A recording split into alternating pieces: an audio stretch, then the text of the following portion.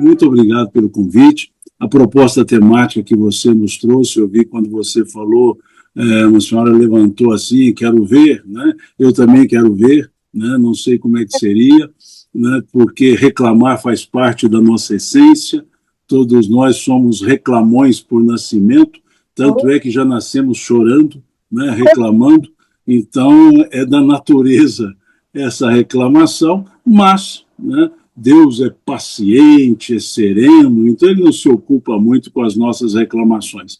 Nós é que precisamos nos ocupar um pouco com elas e pensar numa outra forma de, talvez, em vez de dizermos amar sempre, reclamar jamais, diríamos amar sempre e reclamar às vezes. Né? Não vamos trabalhar jamais. Porque esse negócio de nunca mais é muito tempo e a gente nunca consegue resolver esse negócio de nunca mais.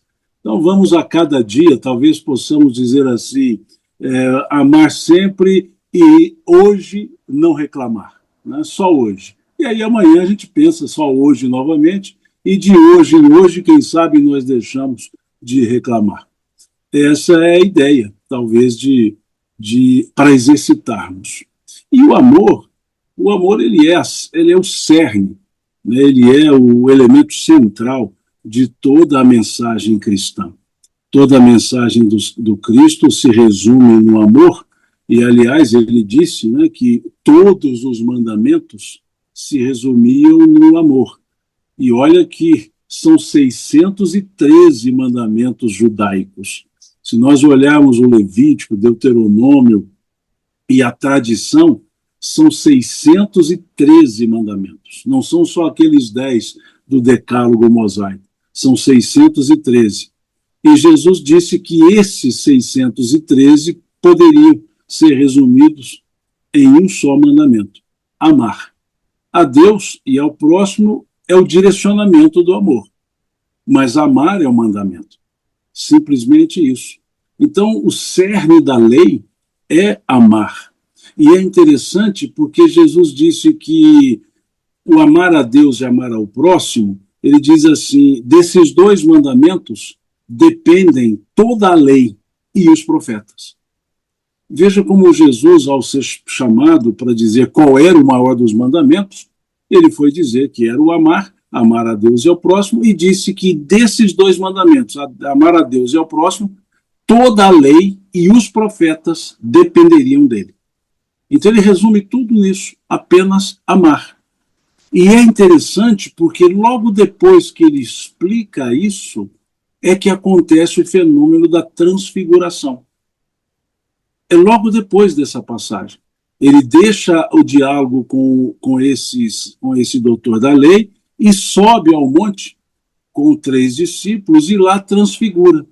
E a transfiguração, em si mesma, é interessante, mas o simbolismo dela é que é mais interessante. Porque diz que Jesus, diz o evangelista, Jesus se transfigurou, capítulo 17 de Mateus, Jesus se transfigurou e apareceram conversando com ele Moisés e Elias. Quem é Moisés? A lei. Quem é Elias? O maior dos profetas. Elias é tido como o maior dos profetas. E Moisés é a lei. E aí Jesus estava entre os dois. Estava Jesus, a lei e os profetas. E Jesus simboliza o quê? O amor. Então a transfiguração era o amor com a lei e os profetas. Como ele havia dito antes para o doutor da lei, que do amar a Deus e ao próximo dependeria toda a lei, dependeriam todos os profetas.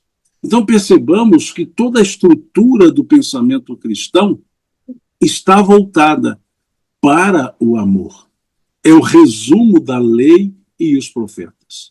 E é interessante isso, porque se nós olharmos a carta de João, a primeira epístola de João, são 3 epístolas, se olharmos a primeira epístola de João, nós veremos ele dizer, Deus é amor. Ele vai trazer uma forma simbólica para dizer sobre o Criador que mais do que o Senhor, mais do que o El Shaddai, mais do que o Abá, né, o Pai, ele era amor. Então percebamos que essa é a tônica de toda a estrutura,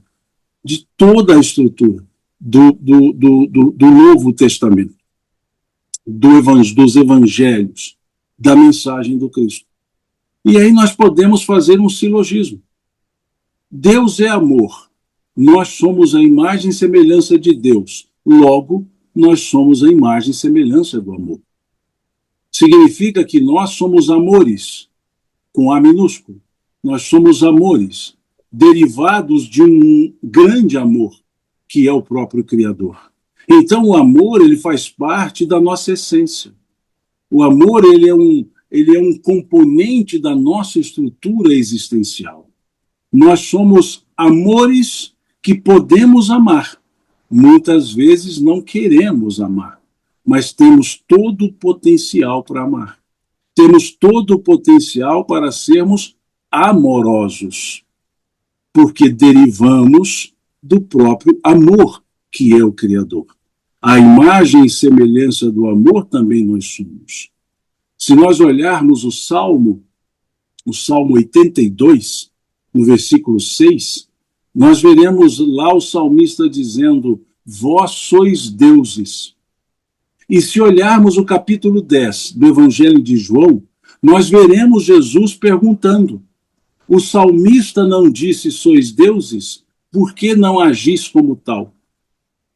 Mostrando-nos que todos trazemos uma qualidade divina. A essência é Deus, mas todos nós trazemos uma qualidade divina. E se a essência é o amor, todos nós trazemos o amor em potencial. Todos nós trazemos o germe do amor. Todos nós trazemos as condições para amar. Talvez retardamos isso. Talvez negligenciamos isso. Talvez sejamos refratários a isso. Mas trazemos em nós a essência divina, a essência do amor. Então, por isso, Jesus veio trazer essa ideia.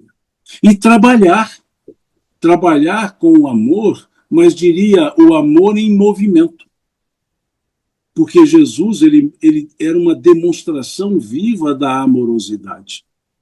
Ele amava em quaisquer circunstâncias.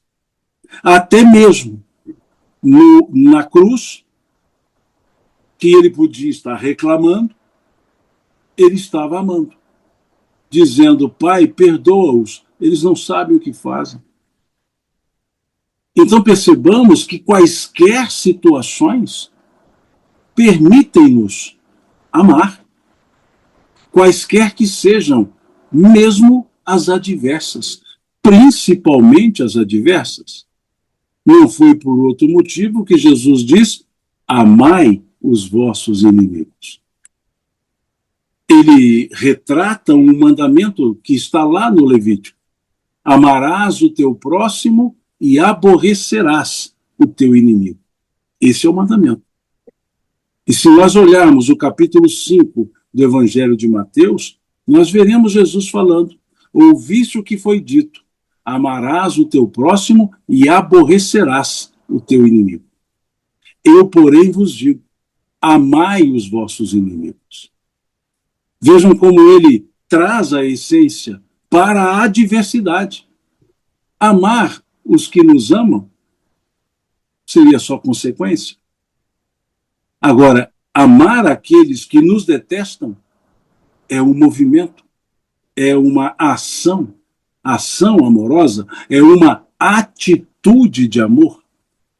E Jesus foi nos dizer: amai os vossos inimigos, bendizei os que vos maldizem, fazei o bem aos que vos odeiam, orai pelos que vos perseguem e vos caluniam. Veja a estrutura de amor que Jesus nos traz.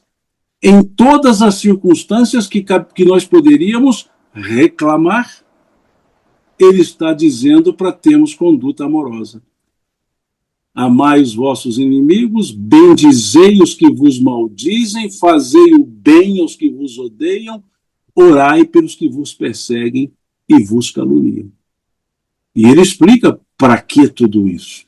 Ele diz na sequência, para que sejais chamados filhos do vosso Pai que está nos céus, que faz com que o seu sol se levante sobre maus e bons, e a chuva desça sobre justos e injustos. Se amardes somente os que vos amam, que fazeis demais? Não fazem também assim os gentios e publicanos? Se saudardes somente os que vos saúdam, que fazeis de especial?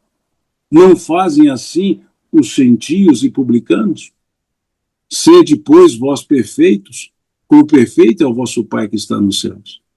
Vejam que nessa estrutura do Sermão do Monte, ele está trazendo as circunstâncias de adversidade e para todas elas ele traz a atitude de amorosidade.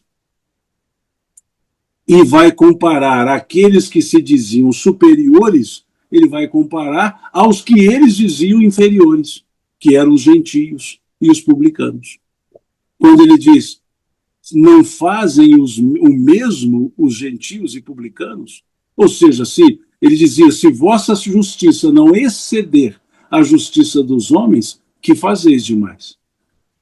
Então é interessante perceber que Jesus sempre traz o elemento da afetuosidade, da amorosidade, nas circunstâncias adversas.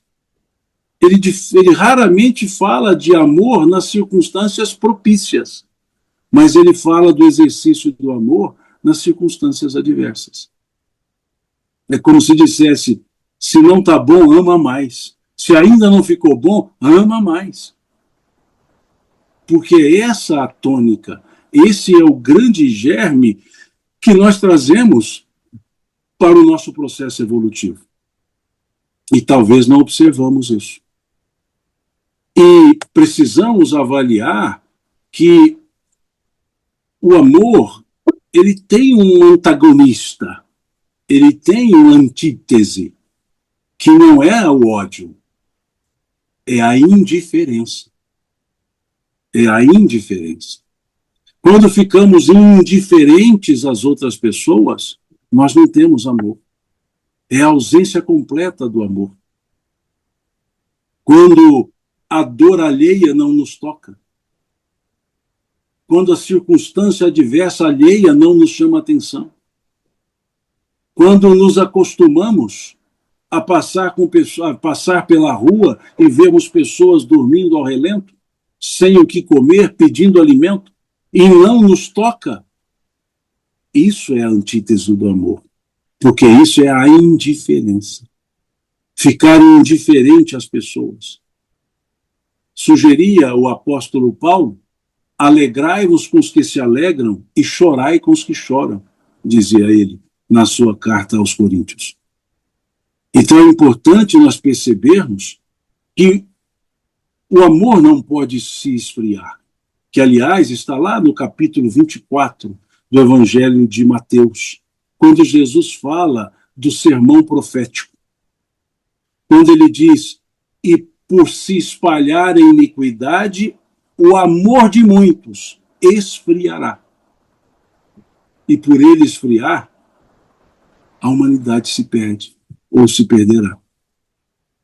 Então é importante mantermos sempre, que seja em banho-maria, e aguardando, em stand-by, que seja, mas o amor tem que estar ali, fervendo, aquecendo, porque é da nossa natureza.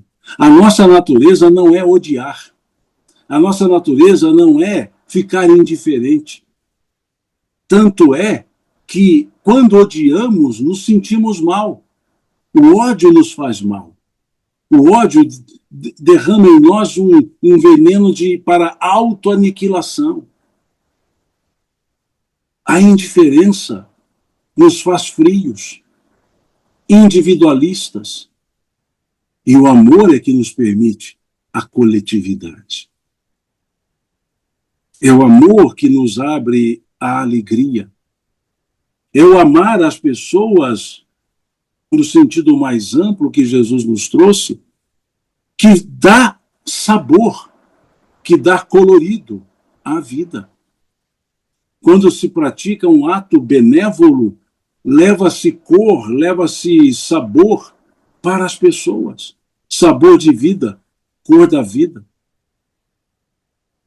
Eu vi vocês falando aí na abertura sobre eventos para as crianças. Esses eventos são utilíssimos quando carregados de afeto, que é o que vocês fazem, carregados de amor. E pode ter certeza, se forem pular cordas, não quebrarão as pernas, pode ficar tranquilo. Porque o amor protege. Pode ficar tranquila, pode pular corda, pode correr na queimada, não haverá problema nenhum. Quando se ama, tudo se resolve. Quando se ama, nada se lastima. Quando se ama, tudo se compreende. Porque é isso que o apóstolo Paulo nos trouxe. Lá na sua carta primeira aos Coríntios, capítulo 13, quando ele dizia: ainda que eu falasse a língua dos anjos e dos homens, se eu não tivesse amor, eu seria como um sino que tange ou um metal que retine. Ainda que eu tivesse todos os dons, inclusive o dom da profecia, se eu não tivesse amor, eu nada seria. Ainda que eu desse todos os meus bens para os pobres e desse o meu corpo para ser queimado, se eu não tivesse amor, nada disso me aproveitaria. O amor é bom, dizia ele. Não se ressente do mal, não se ensoberbece, não pensa nos seus interesses. O amor tudo ama, o amor tudo entende, o amor tudo abraça. Então vejamos como Paulo nos traz a ideia de um amor muito maior do que os amores que nós vivemos no dia a dia. Nós temos o Novo Testamento, todo ele foi escrito em grego. Todo o Novo Testamento. Não há um texto sequer do Novo Testamento que não tenha sido escrito no grego koiné, no grego tessálico. E no grego koiné, nós não temos uma palavra para significar amor. Nós temos 4 palavras que significam amor. E que para o nosso idioma português, todas elas chamamos por amor. Mas na estrutura não. Nós temos o amor, que aqui chamamos do amor da reciprocidade, o amor entre as pessoas, o amor da sensação, que no grego é chamado eros, que é o amor da reação, é o amor do epitélio, o amor da pele, é o amor da posse, quando a gente diz o meu amor, é só meu, unicamente meu. Esse é o amor sensação. É o amor que sempre tem um pronome possessivo, meu. Não é o amor, é o meu amor. Há uma propriedade, há uma posse sobre pessoas. O meu amado é meu, ou seja, eu domino o meu amado. O meu amor domina. Esse é um tipo de amor que, para a estrutura grega dos evangelhos, é chamado de eros. É um amor que é um tanto confuso. Há um rabino que certa vez ele disse assim: eu acho estranho as pessoas. Elas dizem, eu amo peixe, mas matam o peixe para comer. Eu desconfio que elas não amem o peixe, mas sim o sabor que o peixe tem.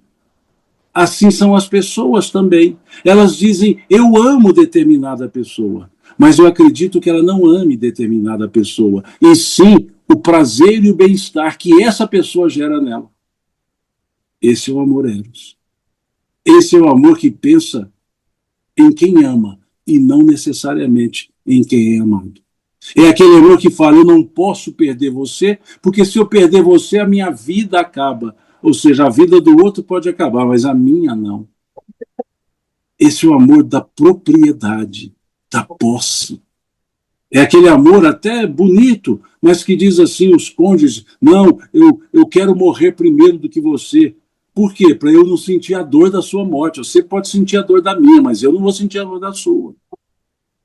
Esse é o eros, é o amor egoísta, é aquele amor direcionado, e é um amor paradoxal, ele é um paradoxo. A gente, quanto mais ama, mais prende. Quanto mais ama a pessoa, mais limita a vida da própria pessoa. Ela tem que ser do jeito que eu quero. É um amor paradoxal.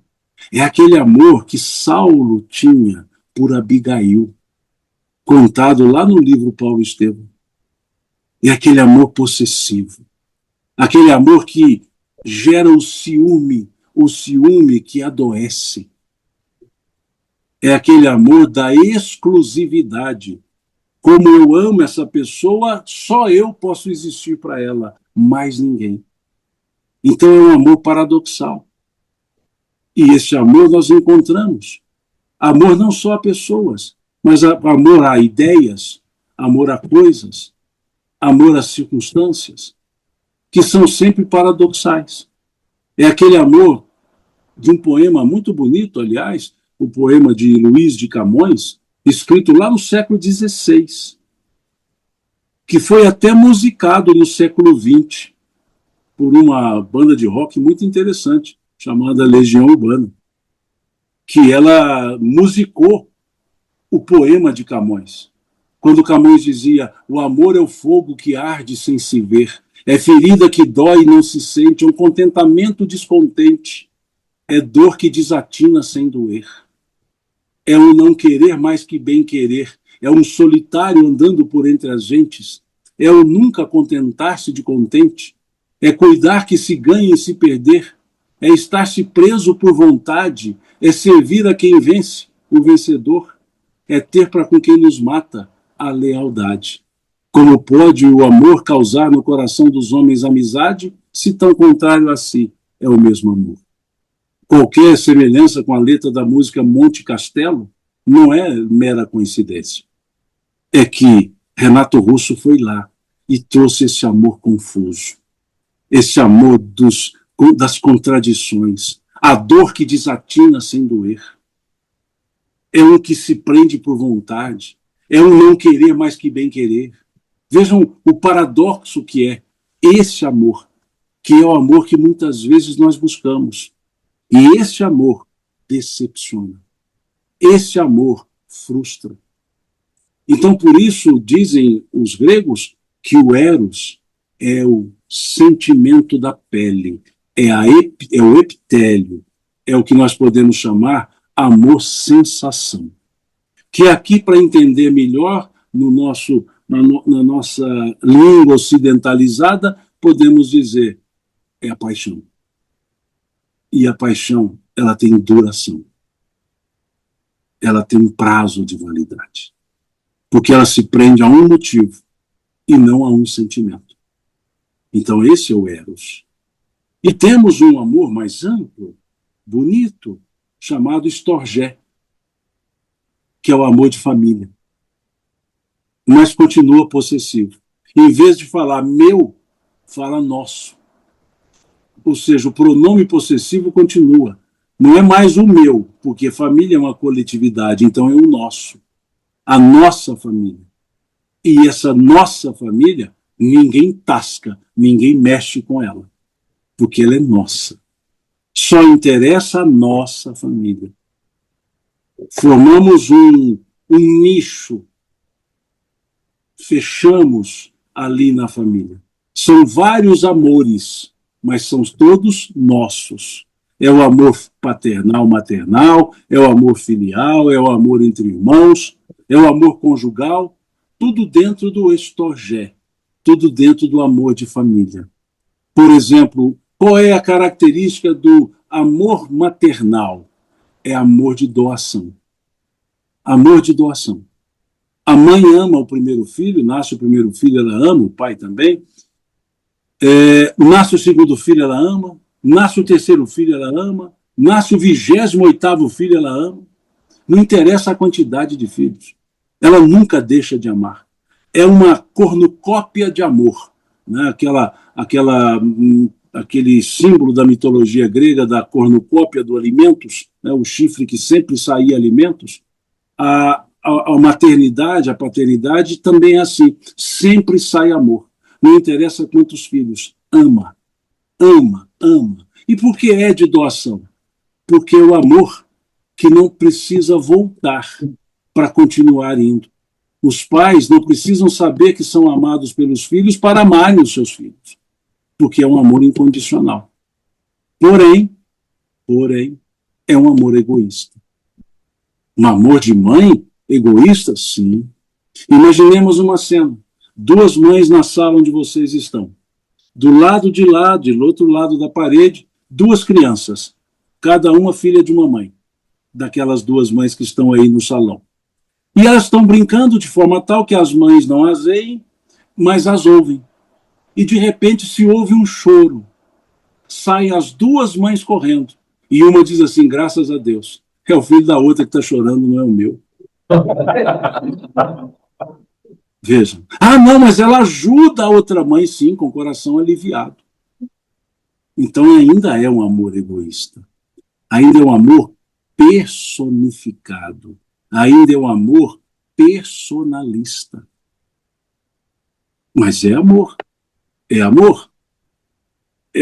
No Livro dos Espíritos, se olharmos a questão 890, 892, nós veremos que esse amor é exaltado pelos espíritos.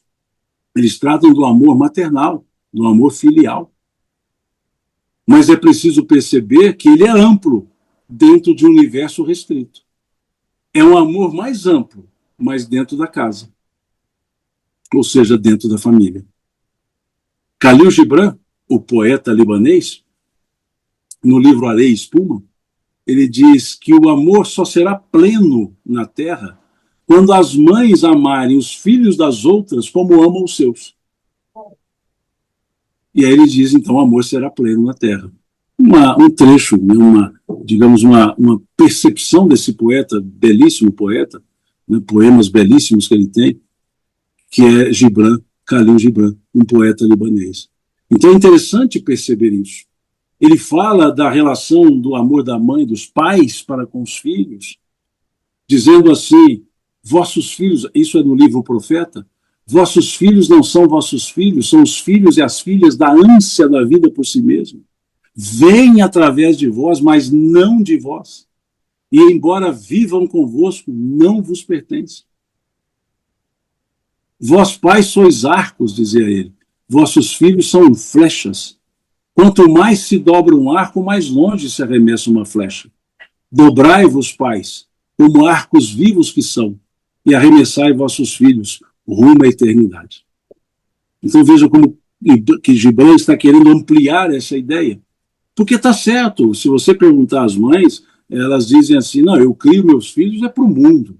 Aí você pergunta, o que é mundo? Ela fala, minha casa. É circunscrito, é limitado. Então, é um amor, mas é o amor estorgé, o amor exclusivamente de família. Que a doutrina espírita vem e amplia um pouco, dizendo que nós temos a família universal. Nós temos, no capítulo 4 do Evangelho segundo o Espiritismo, Kardec dizendo que a ideia reencarnação amplia os laços de família. Porque quantas famílias consanguíneas nós já tivemos? E a partir da família consanguínea são famílias por afinidade, então a cada encarnação ampliamos a nossa família. Então ele diz a família universal.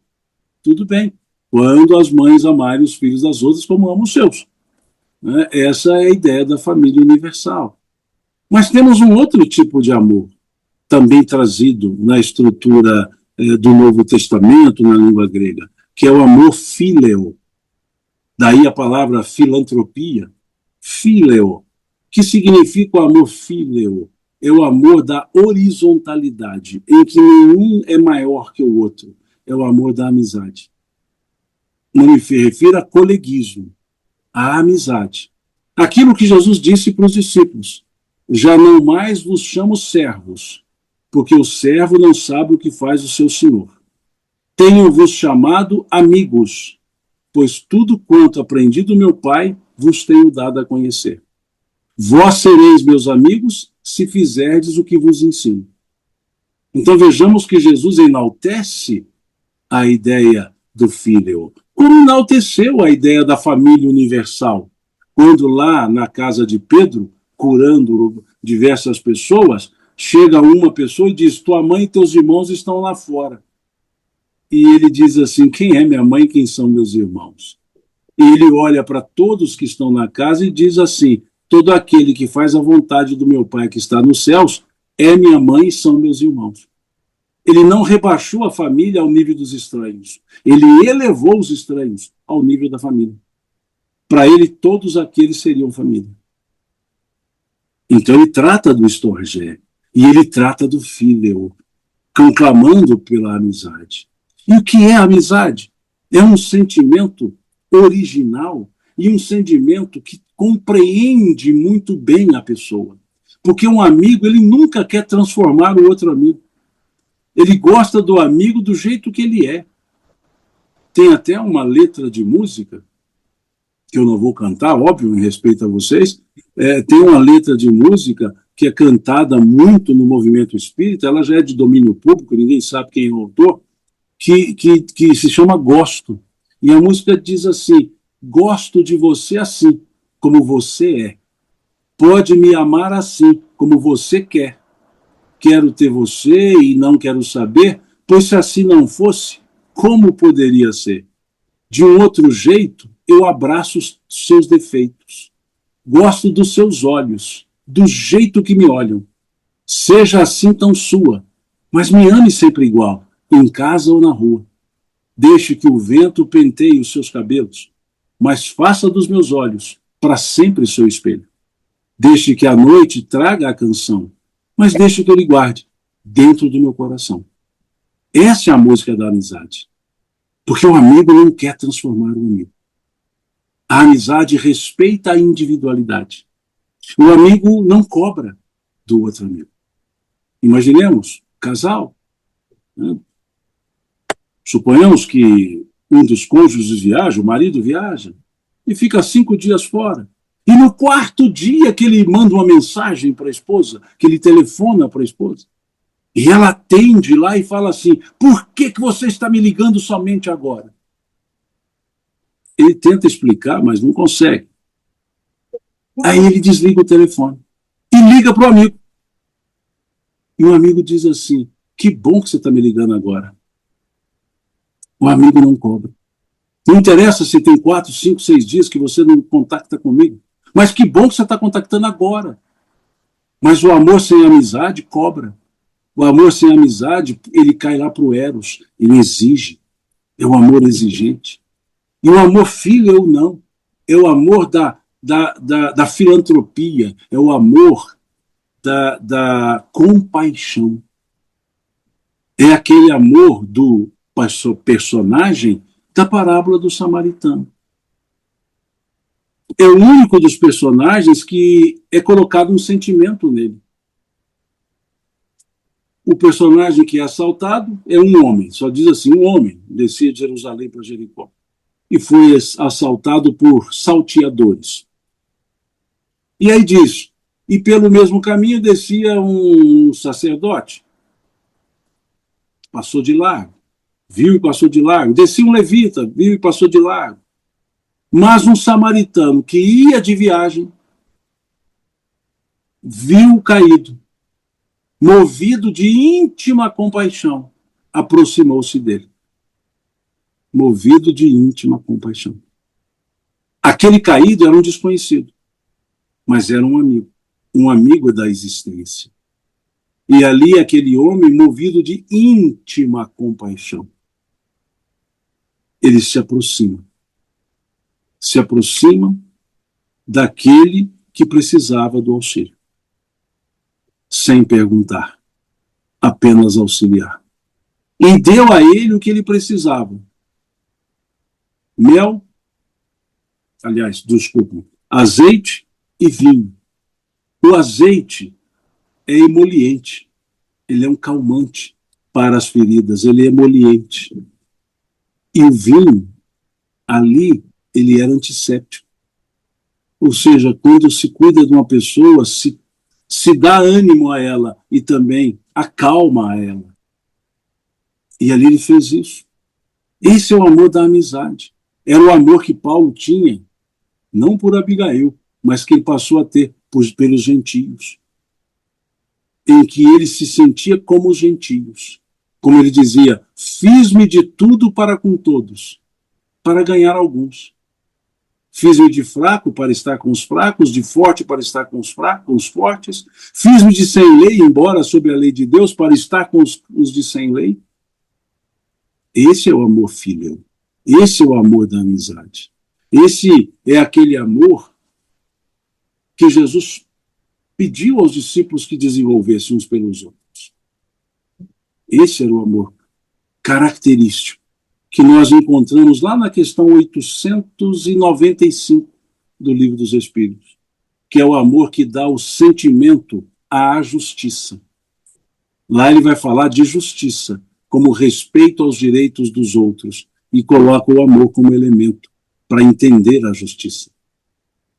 E é interessante nós olharmos isso, porque se olharmos o Sermão das Bem-aventuranças, nós veremos que a justiça é o quarto degrau. Significa que para ascender a esse quarto degrau tem que subir em 3 outros. Ou seja, para desenvolver a virtude de ser justo, 3 virtudes antes precisam ser desenvolvidas. Porque o sermão, as bem-aventuranças, é uma escala de 7 virtudes. É como se fosse uma escada para dizer que não se atinge a virtude lá da frente se não começar pela de trás. É um degrau ascensional. Por exemplo, se olharmos a última bem-aventurança das virtudes, a 7ª, porque a última é a 9ª, são 9 bem-aventuranças, a 7ª bem-aventurança é bem-aventurados pacificadores. Se nós olharmos a 3ª bem-aventurança, é bem-aventurados os mansos e pacíficos. 3º degrau, pacífico. 7º, pacificador. Tem como ser pacificador se não comunga a paz? Tem como dar o que não tem? Então, antes de ser pacificador, precisa ser pacífico. O que é ser pacífico? Não devolver o mal. O que é ser pacificador? Devolver o mal com o bem. Então, cada virtude colocada por Jesus no Sermão do Monte é uma virtude que, para ser exercida, a anterior tem que ter sido exercida. Então, ela é uma escada, é uma escala de valor. E qual que é o primeiro que ele coloca? O primeiro degrau. Não se chega ao 7º senão pelo primeiro. A humildade. Bem-aventurados os pobres pelo Espírito, porque deles é o reino dos céus. Depois da humildade, o segundo degrau é a resignação. Bem-aventurados que choram. Vejam, os que passam por dificuldade, se não tiverem humildade, não saberão lidar com a dificuldade. Sem a humildade, a dificuldade gera lamentação. É o que está na questão 815 do Livro dos Espíritos. Qual das provas é maior, a da riqueza ou da miséria? Aí eles dizem, tanto uma como a outra. A miséria gera lamentações contra a providência. A riqueza leva aos abusos. Então vejamos, se o coração não for humilde, ele não consegue entender as adversidades. Ele vai lamentar das adversidades. Então somente vem a virtude da resignação, bem-aventurados que choram, depois da humildade. E uma vez sendo humilde e resignado, vem a 3ª. Bem-aventurados mansos e pacíficos. Não há como ser manso e pacífico, ter mansuetude e ser pacífico, se não for resignado e humilde. E aí depois de resignado, humilde, resignado e pacífico, é que vem o senso de justiça. Bem-aventurados que têm sede e fome de justiça. Tentar ser justo, sem ser humilde, sem ser resignado, sem ter a mansuetude, ser pacífico, não será justo, será justiceiro. Então, o elemento que dá a legitimidade à justiça é o amor. É esse sentimento da compaixão, que não significa concordância com as atitudes, mas significa cuidar de todos, mesmo que nem todos sejam pessoas boas. Cuidar de todos.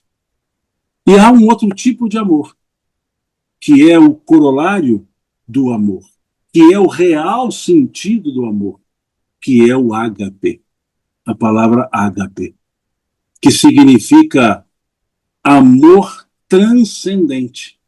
Significa aquilo que vai além da própria existência humana. É o amor que o Cristo vivenciava. Que ele disse: um novo mandamento eu vos dou, que vos ameis uns aos outros, assim como eu vos tenho amado. O novo mandamento não era amarmos uns aos outros, porque isso não era novo, isso era velho, porque isso já estava na lei. Amarás o teu próximo como a ti mesmo. Isso já era da lei. Então, o novo mandamento não é amar uns aos outros. O novo mandamento é como eu vos tenho amado. Então, ele foi mostrar o seguinte: vamos seguir a lei. Ele não disse, eu não vim destruir a lei, mas sim dar-lhe o verdadeiro cumprimento. Então, ele não veio destruir o amar ao próximo, mas ele foi dizer que o real amor era amarmos-nos uns aos outros, assim como ele nos amou. E ele nos amou na transcendência. Um amor que vai além do direcionamento. Na língua portuguesa, o verbo amar, ele é um verbo transitivo. Transitivo, ele é um verbo bitransitivo, né? Transitivo direto e indireto. Ele precisa de um complemento quando é conjugado.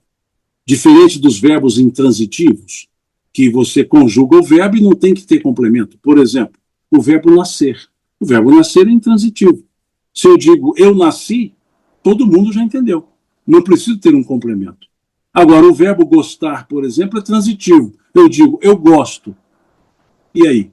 Quem gosta, gosta de alguma coisa ou de alguém? Então eu preciso complementar a frase. Eu preciso de um complemento verbal. Eu gosto de. E o verbo amar também é transitivo. Quem ama, ama alguém ou alguma coisa. Então, se eu digo assim, eu amo, a pessoa fica esperando a continuidade da frase. Mas o amor ágape é intransitivo. Quando se tem o amor ágape, não se ama alguém. No sentimento mais amplo, quem ama, ama. Pura e simplesmente ama. E exala o amor. Ele não direciona o amor. Ele exala. Por exemplo, no caso da mulher curada por Jesus, a chamada mulher do fluxo de sangue, ou mulher hemorroísa, mulher hemofílica, assim era chamada nas traduções.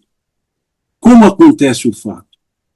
Ela toca-lhe a borda da túnica, diz o evangelista Lucas, e chegando por trás, tocou-lhe a borda da túnica, ou seja, a superficialidade, e na hora que ela toca a borda da túnica, Jesus diz: para, alguém me tocou. E um dos discípulos de Jesus pergunta a ele: Senhor, como tu dizes, alguém me tocou, se todos te empurram? Veja, como tu dizes, alguém me tocou, se todos te empurram? Ele respondeu: alguém me tocou, pois de mim saiu virtude, pois de mim saiu poder. Isso é o amor ágape. Todos empurrando, e uma mulher buscou um amparo nele e tocou-lhe, e ao tocar o amor sai. Esse é o amor ágape. O amor ágape, ele não ama a um ou a outro. O amor ágape é simplesmente o sentimento puro, amando a todos. É o que permitiu Jesus dizer, o que eu já disse antes: Pai, perdoa-os, eles não sabem o que fazem. É o que fez Jesus chorar. Vocês vão se lembrar daquela passagem de Lázaro, que Lázaro estava lá em Betânia, sepultado, e Jesus chega, e quando ele chega, recebe uma cobrança danada, né, porque se o senhor tivesse aqui, meu irmão não tinha morrido, e assim vai embora. E ele deixa claro que Lázaro não havia morrido. Ele diz: Lázaro dorme. E ele vai e chama, vai acordar, por assim dizer, Lázaro. E quando o evangelista percebe a cena, e descreve a cena, melhor dizendo, ele diz assim: e Jesus, ante ao sepulcro, e Jesus, olhando a multidão, moveu-se de compaixão e chorou. Jesus chorou pela morte de Lázaro? Não. Porque Jesus havia dito: Lázaro não morreu. Mas suponhamos, porque não é a lógica espírita, mas suponhamos que Lázaro tivesse morrido e suponhamos que quem morre pode voltar à vida. Jesus sabia que podia ressuscitá-lo. Então, dentro dessa premissa, Jesus ressuscitaria Lázaro. E se Jesus sabia que podia ressuscitar Lázaro, por que Jesus choraria? Então, ele não cabe o choro nem pela realidade, ou seja, Lázaro dormia, cataléptico, e nem pela ideia teológica da ressurreição. Não caberia o choro. Então, por que Jesus chorou? Compaixão. Porque é isso que o evangelista escreveu. E o que é compaixão? Compadecer. Padecer junto. Ele sentiu a dor alheia. Ele sentiu o desamparo daquelas pessoas. Ele sentiu aquelas pessoas. Esse é o amor ágape. O amor ágape sente o que o outro sente. O amor ágape, ele é repleto de transferência de sentimentos. O amor ágape, ele é repleto de empatia. O amor, a pessoa que tem esse amor transcendente, ela sempre se vê no lugar da outra. Esse é o amor ágape. Esse é aquele amor que João escreveu. Deus amou o mundo. Esse é o amor. Esse é o que nós devemos buscar. E quando esse amor é acessado, não há espaço para nenhuma reclamação. Porque tudo se compreende. É o amor que permite, como nos falou a benfeitora Dona Joana de Ângeles, nem tudo está bem, mas tudo está certo, porque está sob as leis de Deus. Esse amor consegue interpretar isso. E é interessante, mais uma vez, a ideia do amor em Jesus, o amor ágape. Eu disse do verbo intransitivo, o verbo nascer. Mas se vocês olharem o capítulo 2 do Evangelho de Lucas, que narra o nascimento de Jesus, dito pelos anjos aos pastores, nós veremos que o verbo nascer lá está diferente. Lá disse assim: trago-vos novas de grandes alegrias, pois hoje, na cidade de Davi, vos nasceu o Senhor, Jesus o Salvador. Vos nasceu. Ele colocou, para narrar o nascimento de Jesus, uma transitividade, colocou um pronome, um verbo que não é pronominal, o verbo nascer, e colocou um pronome. Quando nós narramos o nascimento, nós dizemos, fulano nasceu. Agora, Jesus não. Todo mundo que nasce, nasce para si. Jesus foi o único que nasceu para os outros. Vos nasceu. É o único cujo nascimento não foi para si mesmo. Eis que hoje, na cidade de Davi, vos nasceu. É o amor encarnando-se. É o ágape encarnando-se. É aquele que enxerga os outros, sente os outros, vive os outros.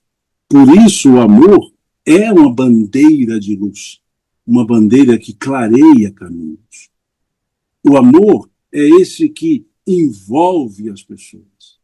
E quem ama, efetivamente ama, não tem tempo para reclamar.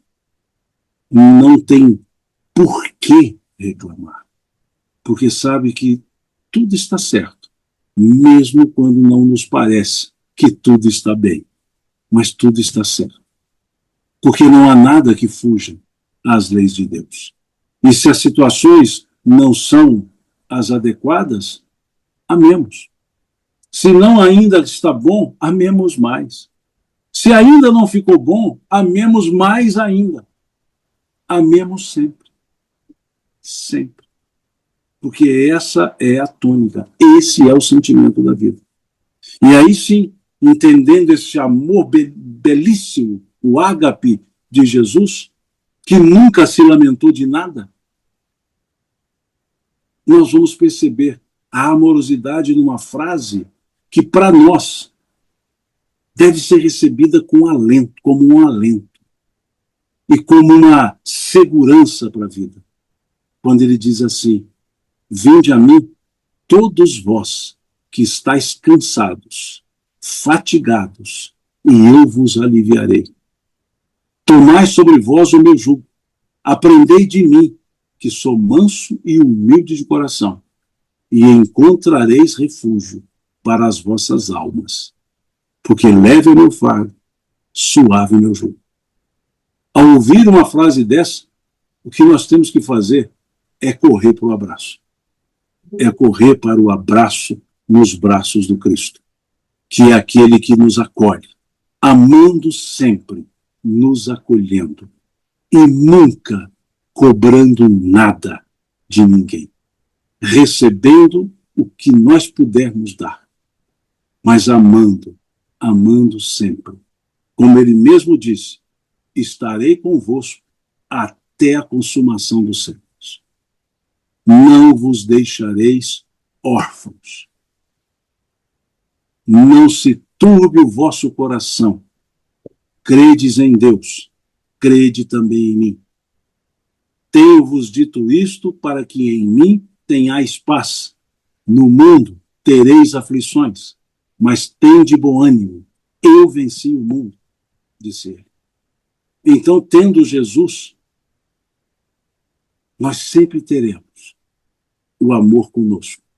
E tendo o amor conosco, nós sempre podemos amar. E quem ama, não reclama. Quem ama, vive. Vive a cada dia o melhor que pode viver. Agradeço a vocês pelo convite, para estar aqui virtualmente com vocês. Desculpem se porventura não abarquei o tema na forma que vocês gostariam, mas fica aqui o meu agradecimento por essa atenção a mim dispensada, por esse carinho em ter a paciência de ficarem aí ouvindo a mim. E como um bom mineiro, nós agradecemos quando precisamos agradecer e a capacidade do agradecimento não está à altura da necessidade, nós dizemos assim, Deus lhe pague. Então eu agradeço a vocês dizendo, Deus lhes pague. Pergunta a ele qual é o significado de amar a Deus acima de tudo. Essa frase ela não é frase constante nos textos sagrados. Ela não consta no Decálogo. Essa frase é uma frase teológica. Ela foi trazida para compilar o Decálogo, porque o primeiro mandamento é: eu sou o Senhor teu Deus que te tirou do Egito, da casa de servidão. Não terás diante de mim nenhum outro Deus, nem a ele prestarás culto, pois eu sou um Deus zeloso que pune a iniquidade dos pais dos filhos da terceira e quarta gerações.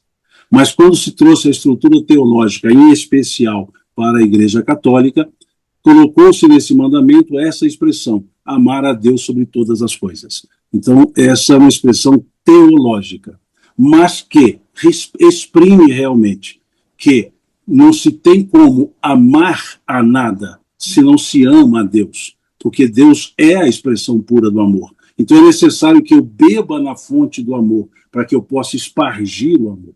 Então, o sentido teológico dessa frase é ir à fonte do amor para que possa espalhar o amor. Então, por isso, amar a Deus sobre todas as coisas. Né? Ou seja, se não se entende esse amor divino, se não se entende o que é o amor, que é Deus, não se consegue amar. Então, por isso, a expressão teológica que vem não substituindo, mas tentando resumir a ideia do primeiro mandamento, que está lá no capítulo 20 do livro Êxodo, do Velho Testamento. Então, esse é o sentido. Para se amar a tudo, é preciso ir na fonte do amor. Então, primeiro a Deus e depois aos demais. Porque é impossível amar a Deus e não amar ao próximo. Mas tem gente que diz que ama a Deus e não ama o próximo. Muito bem, diz que ama a Deus e não ama o próximo. Diz, porque se ama a Deus, não há como não espalhar esse amor. Então, se nós olharmos um triângulo, nós teremos nos vértices da base eu e o próximo, e teremos no vértice do ângulo Deus. Então, o vértice será Deus e os ângulos serão eu e o próximo. E não há como amar ao próximo sem ter amado a Deus, porque Deus é a fonte do amor. E não há como amar a Deus sem espalhar a fonte, amando o próximo.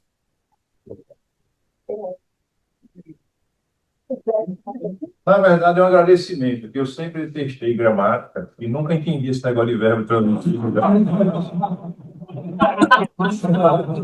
Talvez que seria hoje, ficou claro. Finalmente caiu a ficha.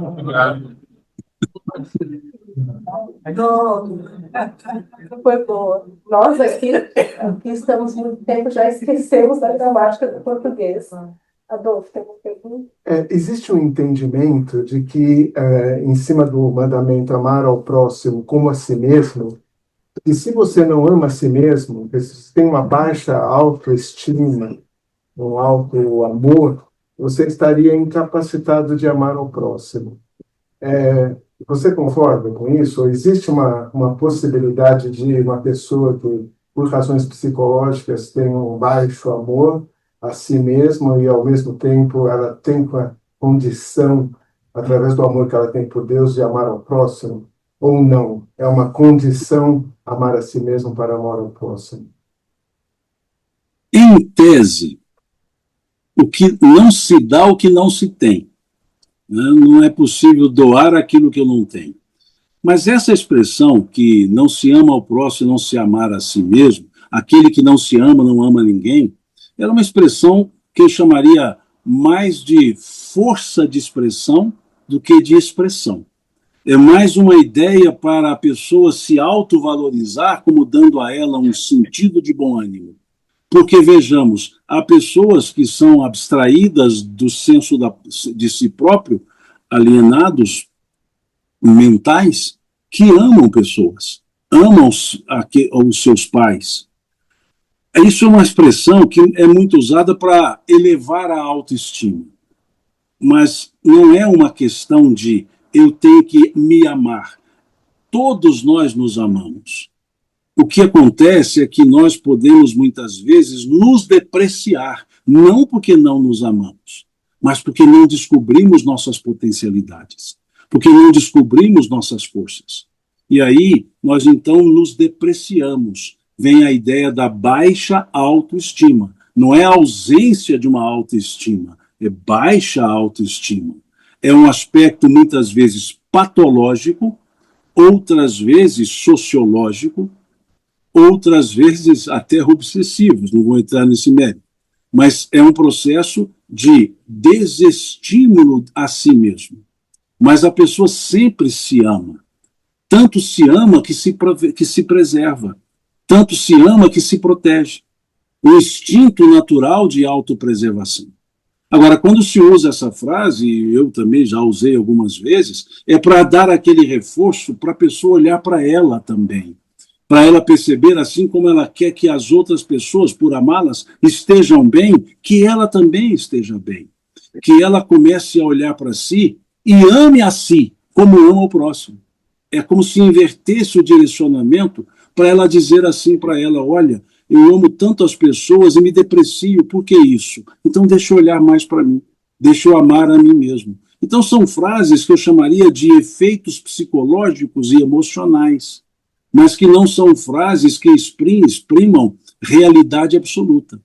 Então sempre nós nos amamos, mas temos momentos em que nos depreciamos, temos momentos em que, por situações externas ou internas, nós desistimos de nós mesmos. E isso pode muitas vezes ser até patológico. Agora, quer dizer que uma pessoa deprimida não ame ninguém? Ela ama as outras pessoas, só não está se enxergando a si mesma, não está percebendo os seus potenciais. Então é preciso que ela se reconforte para que ela se fortaleça. E aí vem essa frase de efeito. Como que você quer amar aos outros se não ama você mesmo? É mais uma frase de efeito do que uma frase determinante de realidade. Mas é importante nós pensarmos nisso. Dizemos numa conta matemática que amar a si e ao próximo dá como resultado amar a Deus. Então, assim como na gramática, na matemática, nós aprendemos que a ordem dos fatores não altera o produto. Nós sempre amaremos a Deus. Mas é bom a gente olhar algumas vezes, trocar os fatores. Porque quando eu digo ama ao próximo como a mim mesmo, eu estou fazendo de mim a referência para o próximo. Quando eu digo ame a si como ama ao seu próximo, eu estou fazendo do próximo a minha referência. E como eu sei que eu não amo muito o próximo, eu começo a perceber que eu também não me amo, porque a relação é direta. Então, de vez em quando, a gente muda. Em vez de dizer ame a si, ao próximo como a si mesmo, diga ame a si mesmo como você ame ao próximo, entendendo que próximo são todas as pessoas, inclusive os inimigos. E aí eu digo, eu não amo nada esse inimigo, então não amo a mim. Então a gente pode usar esse exercício também para fazer um auto-resgate, né? Então é uma frase simbólica, carregada de muito simbolismo, carregada de muita força e útil para chamar a atenção para a autoestima, se estiver baixa, para que ela possa se elevar, para que eu possa dizer assim, eu me amo, né? Como tem uma letra de música que diz assim, eu me amo, eu me adoro, eu não consigo viver sem mim. Né? É meio egoísta, mas é mais ou menos assim. Tá ótimo. Muito obrigada mais uma vez, querido Simão, por ter estado com a gente. Esperamos uma outra oportunidade. E quem sabe você já estando por aqui em abril, vem até San Diego. Depois que Olha, conversa. de Miami a San Diego é de Miami ao Brasil, né? Mas 5 horas, né? 5 horas. Mas são 10. mas tranquilo. Quem sabe seja Já está possível. meio caminho andado. Quem sabe, né? Com alegria irei sim, quando for possível, irei com alegria. Para mim, sempre um prazer estar perto das pessoas para a gente trocar as boas energias, trocar os conhecimentos, né? E é sempre rica essas reuniões, né? Que a gente pode conviver, né? E eu digo muito, falei isso em todas as vezes que eu estive aí, que vocês, ser espírita no Brasil, é muito fácil. Ser espírita no Brasil pode ser até moda. Ser espírita no Brasil pode ser até consequência dos outros serem. Mas aí não. Aí é uma determinação. Aí é uma opção determinada. Aí é uma vontade. Sei bem os esforços que vocês fazem para ter uma casa coesa e trabalhando. E aqui a gente vê que muitas vezes o trabalho flui por automatismos. Aí não. O trabalho flui por vontade, por querer fazer. Então eu digo que vocês que estão no exterior, para vivenciar o espiritismo, não é tão simples como vivenciar no Brasil. No Brasil pode ser até uma religião. Aí para vocês é um modo de ser, é um modo de viver, é uma filosofia existencial. E aqui para muitos é uma religião que você vai lá uma vez por semana e cumprir a obrigação ao centro. Aí não, aí vocês vivem, sentem, e é um ponto de convergência para todos vocês que estão no exterior. Então eu admiro muito o trabalho que vocês fazem, criando um movimento espírita carregado de sentimento, de bondade e de muito amor. Isso é muito agradável de se ver, principalmente de se vivenciar. Então, vamos encerrar. Se você, por favor, puder fazer uma prece de encerramento para nós, e aí depois a gente passa aqui para o nosso trabalho do passe. Vamos orar. Pai bondoso, a quem elevamos o nosso pensamento e a quem buscamos na nossa existência. Te agradecemos pelo dom da vida, pela oportunidade de estarmos aqui encarnados, e em especial hoje, te agradecemos por esse momento que aqui vivenciamos. Te pedimos, Senhor, que abençoe-nos a cada um dos que aqui estamos e abençoe nossos familiares e que essa nossa prece possa ser levada a todos aqueles que demandam por Ti, que precisam de Ti. Que essa nossa prece seja também recebida por eles, que recebam-na com um sentimento de amor que hoje exala dos nossos corações. Te pedimos, Senhor, fortalece-nos nas nossas decisões, nas nossas ações, sustenta-nos nas nossas deficiências e inspira-nos em todos os nossos atos. Enfim, Senhor, nós te pedimos, guarda-nos junto de Ti, em paz. Que assim seja.